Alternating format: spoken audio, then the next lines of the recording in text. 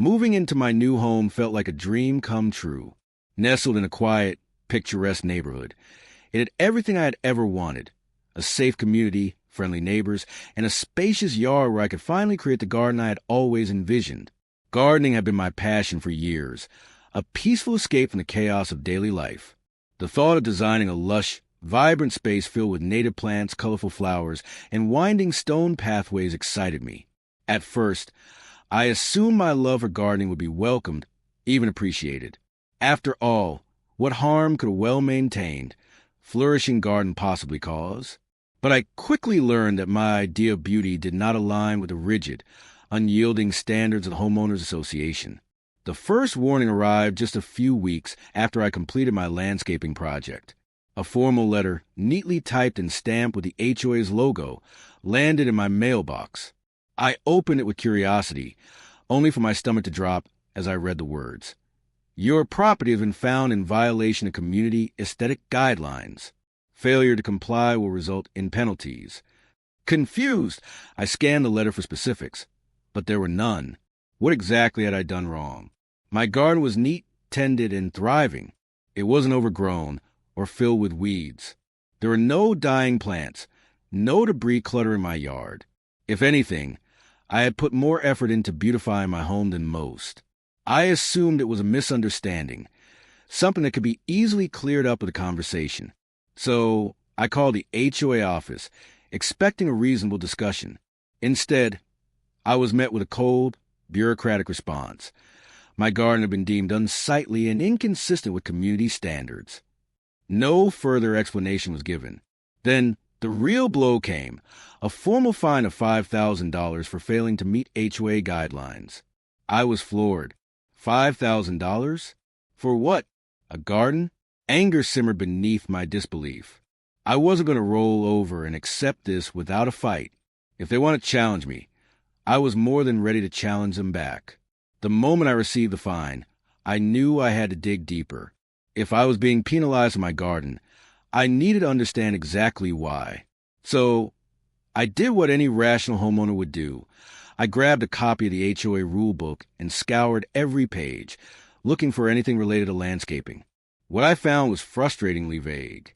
There were no specific guidelines outlining what was and wasn't allowed, only broad, subjective language about maintaining visual harmony and ensuring yards were consistent with community standards. But who decided what those standards were? There were no reference photos, no list of approved plants, and certainly nothing that justified a $5,000 fine. Determined to get answers, I attended the next HOA meeting. I walked in prepared, rulebook in hand, ready to make my case. When my turn came to speak, I calmly asked for clarification. Can you show me exactly which rule my garden violates? The board members exchanged glances before the HOA president. A stiff-looking man in a press suit cleared his throat. Your landscaping choices do not align with the neighborhood's aesthetic values, he said flatly. I frowned. According to whom? The guidelines don't specify any restrictions on plant types, colors, or layouts. The president sighed, as if I were being deliberately difficult. We received multiple complaints from residents about the appearance of your yard. Complaints about what? I pressed. Again, they gave no clear answer. Instead, they doubled down, insisted my garden was a disruption, without defining what that meant. Meanwhile, I had seen several homes with plain, patchy lawns, overgrown bushes, and half-dead flower beds, none of which had received violations. That's when it hit me. This wasn't about rules. This was about control. Still, I wasn't ready to back down. If I'm going to be fined $5,000, I deserve to know exactly what I did wrong. I said, my voice firm. Otherwise, this just feels arbitrary. The room was silent. Some homeowners shifted uncomfortably in their seats, while others avoided my gaze altogether. Finally, the president folded his hands on the table. The fine stands. You have 30 days to comply. I left the meeting feeling even more determined. If they thought I would quietly accept their decision, they were sorely mistaken. They had picked the wrong homeowner to bully. It was time to fight back. The next morning, I sat at my kitchen table, staring at the violation notice as frustration boiled inside me. If the HOA thought I would simply pay a ridiculous fine and rip out my beloved garden, they were in for a surprise. First, I needed to understand my rights. A quick online search led me to forums filled with homeowners who had fought and won against unfair HOA fines. Encouraged, I spent hours researching HOA bylaws, local property laws, and even court cases where homeowners had successfully challenged their associations. What I found was both infuriating and empowering. Many HOAs count on homeowners simply complying without question. They use vague language and intimidation tactics, but when challenged, they often had little legal ground to stand on. Armed with this knowledge, I filed an official appeal. The process required me to submit a formal letter disputing the fine, outlining my arguments, and requesting a hearing. I laid everything out, the vague rules, the lack of specific violations, and the fact that my garden was well maintained. I also included photos comparing my yard to others in the neighborhood, some of which were in far worse condition than mine, but had never been fined. As I waited for a response, I started talking to my neighbors. Some were indifferent, but others had their own complaint about the HOA's heavy-handed tactics. One neighbor, an elderly woman named Mrs. Langley, told me she'd been fined for having unapproved flower pots on her porch. Another neighbor, Mark, had been forced to repaint his front door 3 times in a single year because the HOA kept changing its mind about what colors were acceptable. Realizing I wasn't alone, I decided to take things a step further. I drafted a petition asking the HOA to clearly define its landscaping rules and stop issuing arbitrary fines. Mark offered to help gather signatures, and within a few days, we had over 30 homeowners backing us. Enough to get people talking. Then, almost as if the HOA sensed I was gaining momentum, I received another letter. This time, they weren't just upholding the fine. They were threatening further penalties if I didn't comply within 2 weeks. I couldn't believe it. They weren't interested in fairness or compromise. They just wanted obedience. Fine. If they wanted to fight, I was ready. It was time to bring in reinforcements. With the HOA digging its heels, I knew I needed more than just frustration and a petition. I needed expert validation. If my garden was truly as unsightly as they claimed, then a professional opinion would settle the matter. And if it wasn't, well, then the HOA would have to explain why they were unfairly targeting me. I reached out to a local horticulturist, Dr. Emily Carter, who specialized in sustainable landscaping. After hearing my story, she agreed to stop by and assess my garden. When she arrived, she walked the length of my yard, nodding approvingly as she examined the native plants, the carefully placed stone pathways, and the well-maintained flower beds. After about 20 minutes, she turned to me and said, "There's absolutely nothing wrong with your garden. In fact, this is an excellent example of environmentally friendly landscaping." Relief washed over me. "So, there's no reason she violate HOA rules?" I asked. She shook her head. "No legitimate reason. If anything, your garden should be encouraged. Native plants require less water, attract pollinators, and reduce overall maintenance costs." That was exactly the kind of endorsement I needed. Dr. Carter agreed to write a formal statement, explaining that my garden was not only aesthetically pleasing, but also beneficial to the local ecosystem. With her letter in hand, I added it to my appeal file and sent another request for reconsideration. A few days later, I received a curt response. Appeal denied. That's when I knew this had nothing to do with my garden's appearance. The HOA wasn't interested in facts or fairness. They were set on making an example out of me.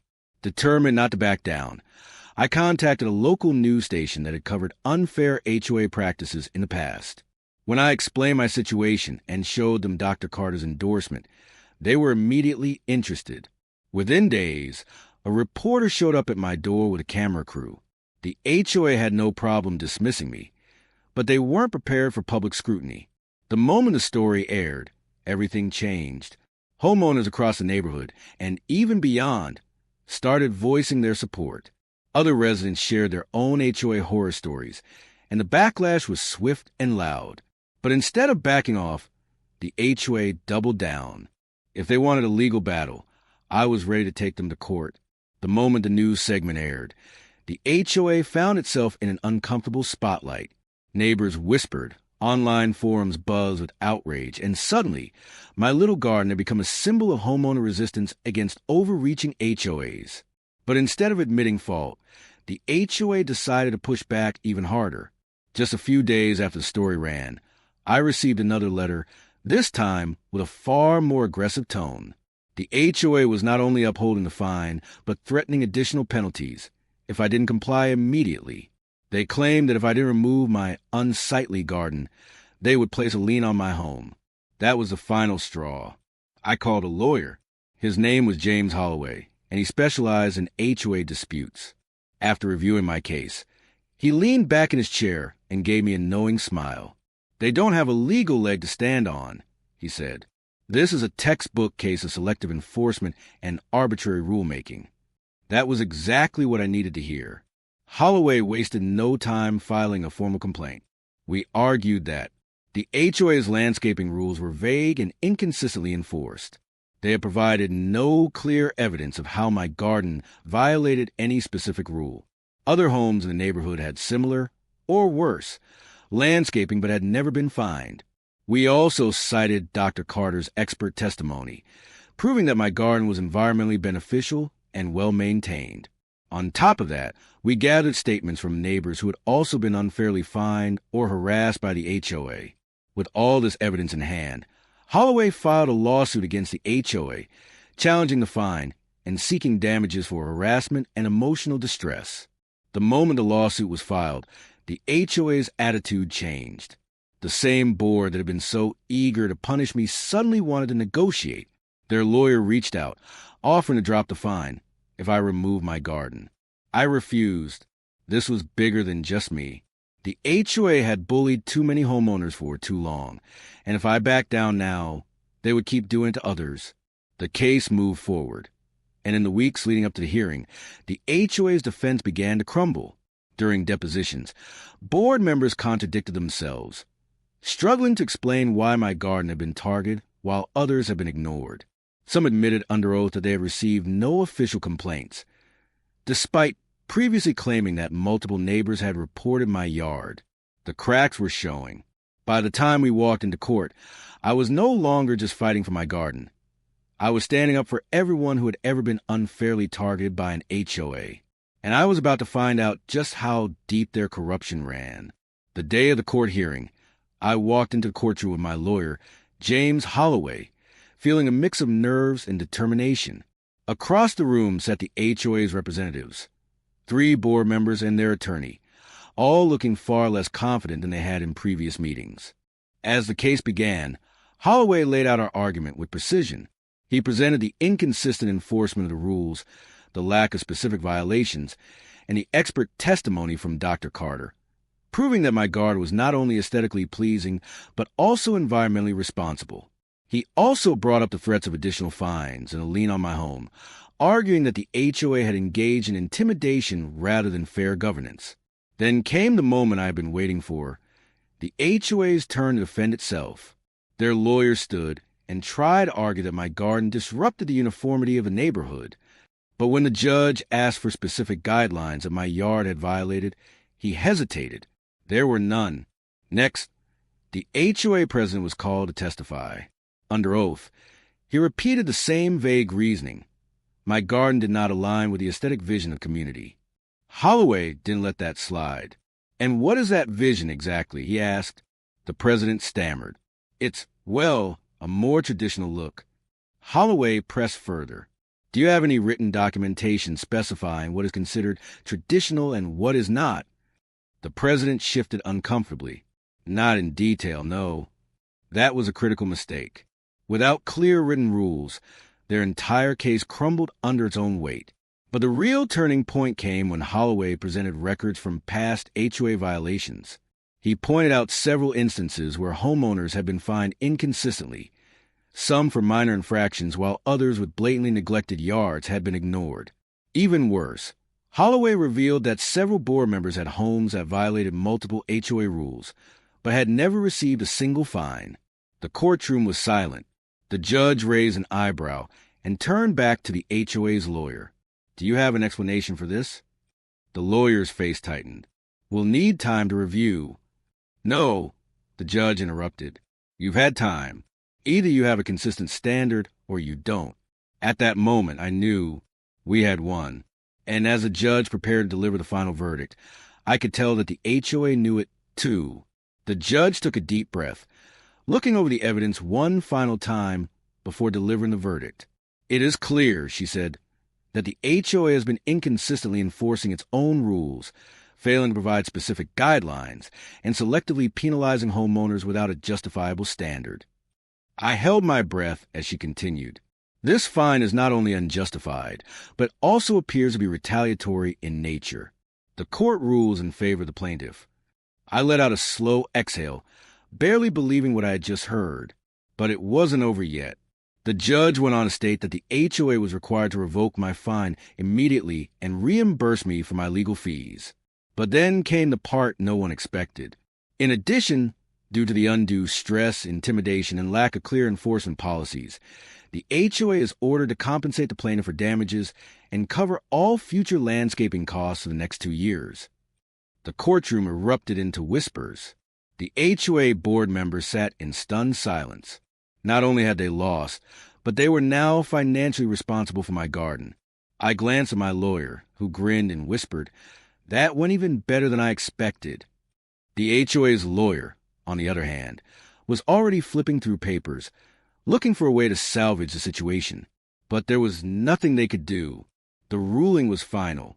As I walked out of the courtroom, neighbors who had shown up for support congratulated me. Even homeowners who had never spoken to me before shook my hand, whispering about their own frustrations with the HOA. My case had exposed their tactics for what they really were: unfair, arbitrary, and completely unjustified. And now, instead of forcing me to tear out my garden, they were going to be paying for its upkeep. The irony was almost too good to be true. But as satisfying as the court victory was, I knew this was just the beginning. The HOA had been humiliated, and something told me they wouldn't let it go without a fight. Winning the court case was a huge victory, but in many ways, it was just the beginning of something bigger. My fight with the HOA had started as a personal battle over an unjust fine, but by the end, it had grown into a movement, one that exposed the flaws in a system that too often operated without accountability. In the weeks following the ruling, the HOA board scrambled to recover from their public embarrassment. At the next neighborhood meeting, several board members resigned under pressure from homeowners who were furious about how the situation had been handled. A petition circulated to rewrite the HOA's vague landscaping policies, ensuring clearer guidelines and fair enforcement moving forward. And as for my garden, it thrived.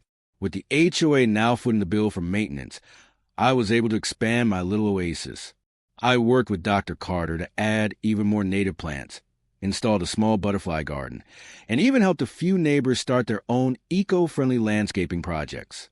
Where the HOA had once seen an eyesore, the community now saw beauty, sustainability, and a reminder of what could be achieved when people stood up for themselves. But the most rewarding part of all? The sense of empowerment. I wasn't the only homeowner who had been unfairly targeted, but I had been one of the first to fight back and win. After my case, others felt emboldened to challenge their own fines, and the HOA quickly realized they could no longer operate unchecked. The days of arbitrary enforcement and intimidation were over. Looking back, I never imagined that planting a garden could turn into such a battle. But in the end, I wouldn't change a thing. Because I didn't just win the right to keep my flowers. I won the right to call my house a home.